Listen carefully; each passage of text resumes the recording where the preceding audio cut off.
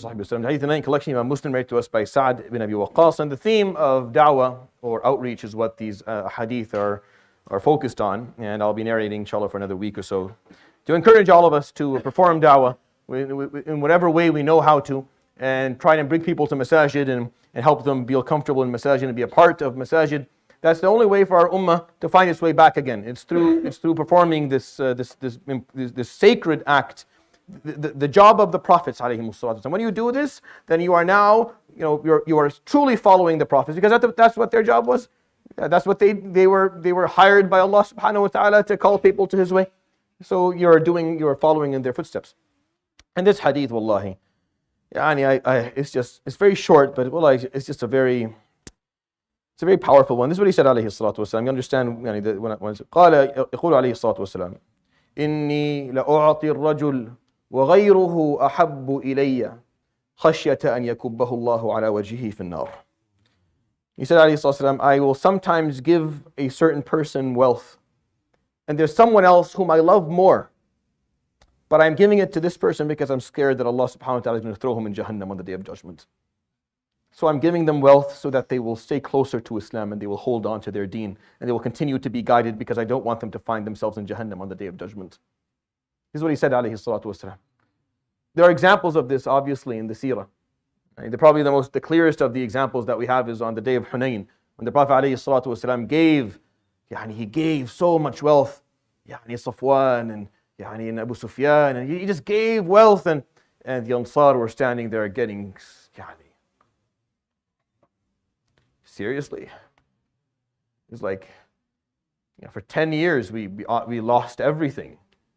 Finally we can cash in, and finally there's something.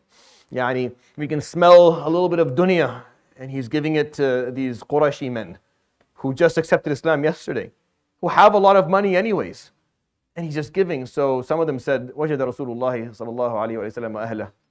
Well, the Prophet found his family. They said something, and they got upset. Made his way to the Prophet alayhi salatu wasalam. So he called Sa'd ibn Ubadah and a couple of other leaders, and he said, Ya Sa'd, سمعت قومك يقولون مقالة. I heard that the Ansar are saying something. فقال يقولون وجد رسول الله أهله. The Prophet alayhi salam has found his family, he's happy with his family, he's giving. فقال يا سعد ما تقول أنت? What do you say, Sa'd? فقال أقول ما يقول قومي.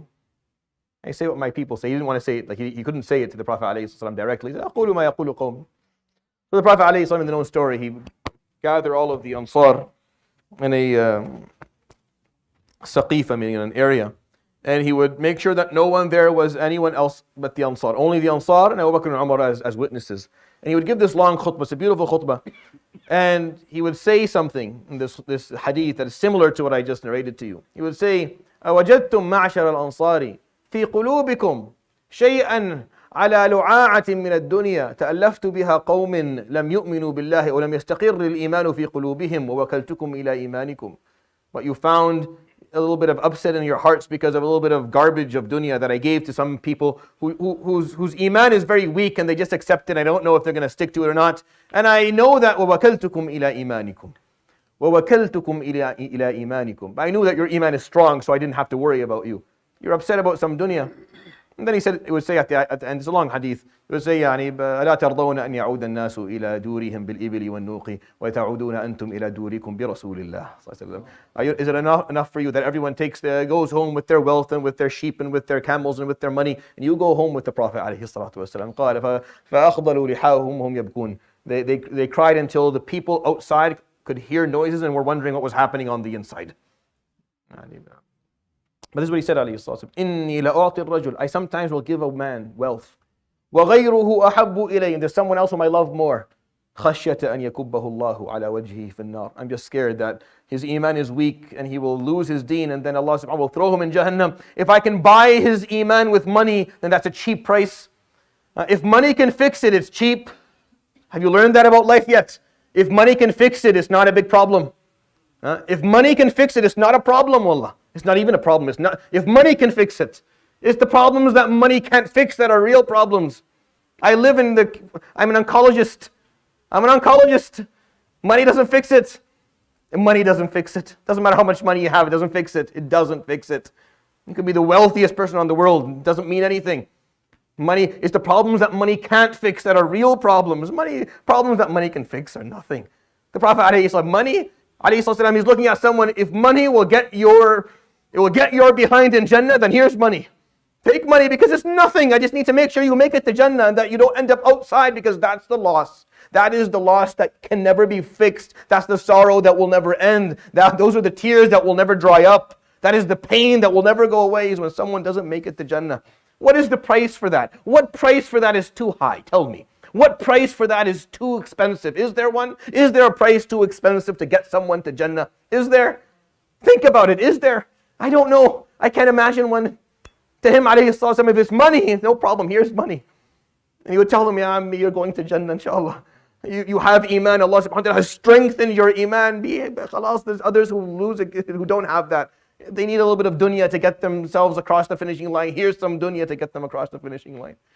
But that's how he saw it, alayhi salatu wasalam. That's how he lived. That's how he saw the world. To him, it was just getting you to Jannah, making sure you made it. That's it. Nothing else mattered. Nothing else had any importance. Everything else was just background noise that didn't mean anything. But sometimes people lose their way, and sometimes people lose sight of things. And I think we have to go back and look at this. Why do we fundraise every year? Why do we take money into our community? For what? What is the point? What is the point? The point is to make sure people make it to Jannah. That's the point. The point is to make sure that we help people strengthen their iman so they can make it in. So we don't lose family members. So we don't lose community members who are out in the outskirts of our ummah. It's to reel them in so that we don't have a brother and a sister and a relative who doesn't make it to Jannah because we were too lazy to do the work. You fundraise and take money so you can spend it, so you can get them in. What else? What else are we taking money in for? Like, what is the purpose? Allahu Akbar. Well, I don't know what we're going to. I don't know what we're going to say Yawm al-Qiyamah when the reality of all of this becomes crystal clear. When the reality of what mattered and what didn't matter and what we should have been doing and what we were actually doing becomes crystal clear. I don't know what we're going to say. We're going to be very, very upset and very disappointed in ourselves when we are shown that the only thing that mattered was to get people across the finishing line, was to get them to Jannah and to advocate for those who were not being given the chance to do that. يروي الإمام مسلم في صحيحه عن سعد بن أبي وقاص رضي الله عنه قال قال رسول الله صلى الله عليه وآله وسلم إني لأعطي الرجل وغيره أحب إلي منه خشية أن يكبه الله على وجهه في النار. صدق رسول الله صلى الله عليه وآله وصحبه وسلم. سبحانك اللهم وبحمدك أشهد أن لا إله إلا أنت أستغفرك وأتوب إليك. وصلى الله وسلم وبارك على نبينا وحبيبنا وقرة أعيننا محمد وعلى آله وصحبه أجمعين. جزاكم الله خير. بارك الله فيكم. السلام عليكم.